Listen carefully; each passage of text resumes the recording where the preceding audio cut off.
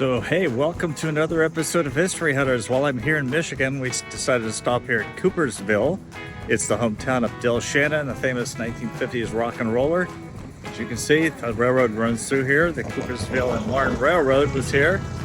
Let's go start checking out this town and some different locations associated with the life of Del Shannon, who in 1990 took his own life, but you might remember him with hits such as Runaway. My little runaway, run, run, run, run, run away. And Little Town Flirt. You can get her rolling around with that little town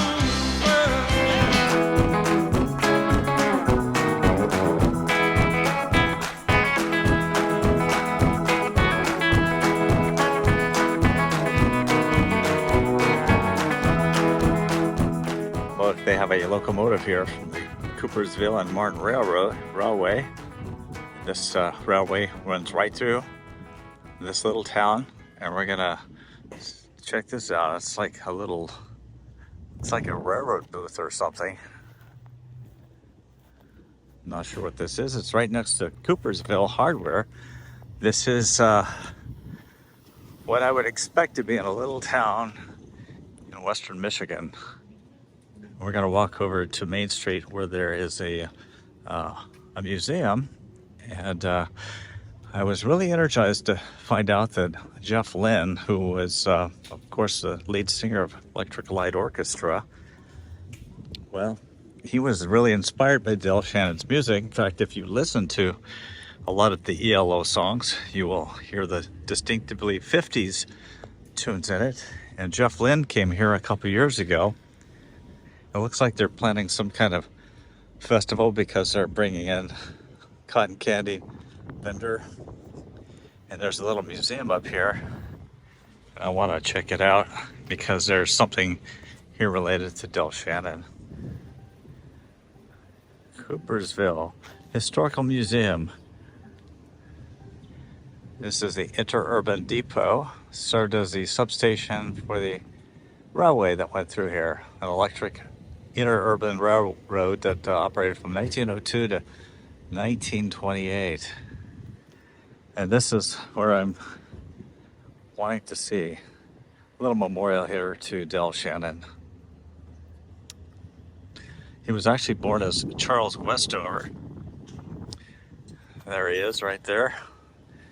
Nice little memorial marker here. Del Shannon was actually born as Charles Whedon Westover on December 30th, 1934 in Michigan to Bert and Leona Westover. His mother taught him how to play the ukulele, and he picked up the guitar and listened to country music artists like Hank Williams, Hank Snow, and Lefty Frizzell. He was simultaneously an enthusiast of the era's black vocal groups, namely the Ink Spots. Whispering grass, the trees don't have to know. He learned to sing in falsetto from the Ink Spots, a practice that he later used on some of his most popular songs, including Runaway. I wonder. At age 14, he got a Sears and Roebuck guitar, which was a constant companion in high school. Charles was always small for his age, growing to just 5'4". We have a picture of Jeff Lynne standing right here next to this memorial. I think it's kind of cool that I'm standing where Jeff Lynne stood a couple years ago. Of course, huge rock and roll star, one of my favorite musicians that came here. Jeff Lynne, that is. Del Shannon, like I said, you can hear a lot of his music reflected in ELO music, and Jeff Lynne stood right where I'm standing. Look at this. This is one of the rail cars through dusty glass here. As you can probably figure out that this town is distinctly agricultural roots, and they've got their own little farm museum here with some Farmall and John Deere tractors out here. But this is part of the Midwest, farming country, a lot of corn growing around here. The interurban building at 363 Main Street was built for the Grand Rapids, Grand Haven, and Muskegon Railway, which began operation in 1902. The electric interurban service consisted of a main line running from Grand Rapids via Berlin or Marne and Fruitport to Muskegon. A branch ran from Fruitport to Grand Haven. The entire trip took 2 hours and 15 minutes and made commuting from smaller towns to the major cities possible. The line also operated an extensive freight service that connected Grand Haven with a shipping line to Chicago. After World War I, the interurban lost riders to bus lines and was forced to end operations in 1928.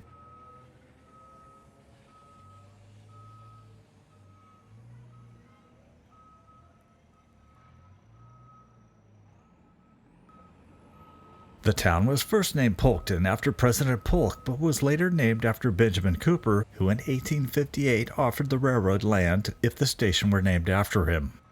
Main Street was the primary business area as it is today.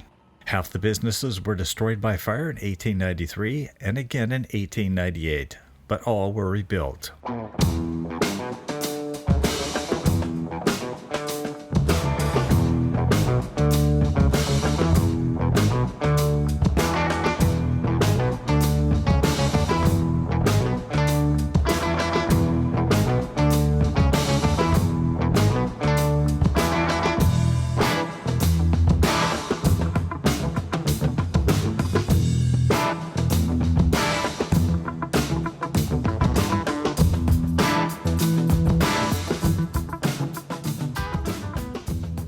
Definitely has a small town America feel for sure. Some older brick buildings over here. And as I often do my research ahead of time, I found out that there's a mural in this town. And it's right over here, dedicated to Del Shannon. Del Shannon Car Show, Coopersville Summerfest. There's Del Shannon right there. And look at this, they got a copy of the 45 of Runaway. Big Top Records. Probably the biggest hit for Del Shannon for sure. My little runaway, run, run, run, run, run away. Yeah, I'm sorry about my singing. My little runaway, run, run, run, run, run away. So it looks like there's an auto garage right here, Coopersville Car Care, where this mural is. If you're ever in this town and you want to check out this mural, it's right here. It's at the end of Main Street. The museum that we just visited is up this way. But Del Shannon fans probably know this very well here. Now, the sad truth is that Del Shannon committed suicide in 1990. He was taking some antidepressants for the first time, Prozac. His wife said it just completely changed his whole demeanor. He became fatigued, he was irritable, he couldn't sleep very well, and then just out of the blue, he takes a .22 caliber rifle and he shoots himself. Some of these drugs that are intended to help people actually push him over the edge. Singer Del Shannon died late last night, apparently of a self-inflicted gunshot wound. Shannon had his first hit in the early 1960s with the song Runaway.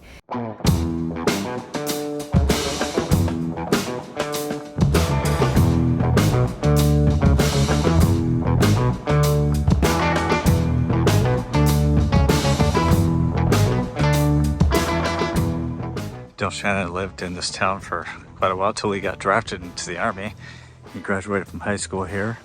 We're specifically at 403 Watson, and we're okay if we just choose to shoot here from the sidewalk. But this is the house that Del Shannon grew up in. Unfortunately, I went to Coopersville with some bad information when I visited this home at 403 Watson Street, believing it was the boyhood home of Del Shannon. That bad information came from this article published by radio station WFMK in 2023. According to other sources, this was not his home.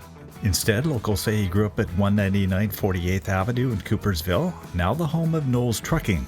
But if I had known that during my visit, I would have shot some video there. Oh well, here is a photo of the real home. I'm sure that people who live here are used to people dropping by and videotaping if they know about it. So I'm not this great rock and roll historian, but I am a great fan of ELO, and I know that they did a song called Town Flirt. Yeah, you can get it. Didn't know at the time I listened to it that it was a remake of a Del Shannon song. Fooling around with that little town flirt. Fooling around with that little town flirt. And you could definitely hear the influence that Del Shannon had on Jeff Lynne's career, his music career. It's incredible. Nothing really fancy or unique about this little town, but a lot of great people come out of little towns. So this says Coopersville Community Services, but this is actually the high school that Del Shannon attended. It's now a community center, and it was replaced in 1957 by a new high school. Now, Del Shannon used to come home and put on concerts here. In fact, he gave money to help build a new police and fire building. He wasn't a particularly strong student and became known at Coopersville High School as the class musician. As a teenager, he sang and played for orphan children at the Muskegon Children's Home on Terrace Street. Charlie, as he was known around Coopersville, graduated from high school in 1953 and worked odd jobs around town during his adolescence and early adulthood. While in high school, he met Shirley Nash, who was the 12th of 13 children in a conservative Christian family. They wed when they were both 17 and soon started a family of their own. In 1956, Charles was drafted into the Army, and the Westovers spent 3 years stationed there, where Charles joined a band called the Cool Flames that performed frequently on Army radio. In April 1959, his father Bert was debilitated by a brain aneurysm, and Charles was honorably discharged and returned to Michigan. He took a job at the Brunswick Furniture Factory in Kalamazoo. During the day, he sold carpet, and at night he performed in a band regularly at the High-Low Club in Battle Creek. He became lead singer of the group, which was renamed the Midnight Ramblers. The group became popular across Michigan, earning them the notice of a music agency that got Westover and Company a shot at the big time. In July 1960, Westover signed to become recording artist and composer for Big Top Records. It was suggested that Westover come up with a new stage name. He chose Del from his favorite car, the Cadillac Coupe de Ville, and Shannon from the name of Mark Shannon, who was a wrestler at the High-Low Club. As we came into this little town of Coopersville, I saw some welcome signs, and one of them said home of something, and it didn't say home of Del Shannon, and I thought, that's curious for one of these rock and roll legends that came out of their town they didn't mention. This was his hometown, and I'm just wondering if it's because they were embarrassed that he killed himself in 1990. Now, this is the back of the high school, and it has all the earmarkings of a gym. Now, I'm not a local here, but it looks like the gym that perhaps Del Shannon performed in when he came back to Coopersville to raise money for his hometown police and fire buildings. Sounds like a very nice guy, very civic-minded guy, trying to give back to his community. That's going to do it for this episode of History Hunters outside of the high school that Del Shannon went to. I hope that you will leave a comment. Let us know what you thought of this video, perhaps what you thought of Del Shannon, the musician, some of his classic rock and roll hits. Thanks again.